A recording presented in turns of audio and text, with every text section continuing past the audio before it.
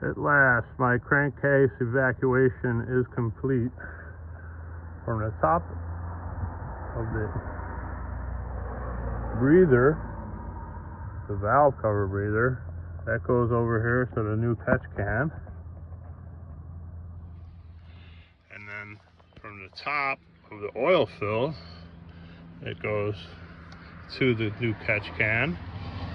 And then the bottom, I just put a high temperature silicone instead of this clear one, and that goes straight into the side of my oil pan.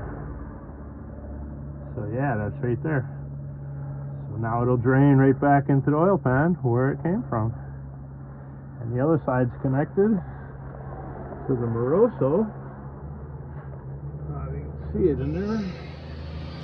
The other side of the oil pan's connected up there. And then we have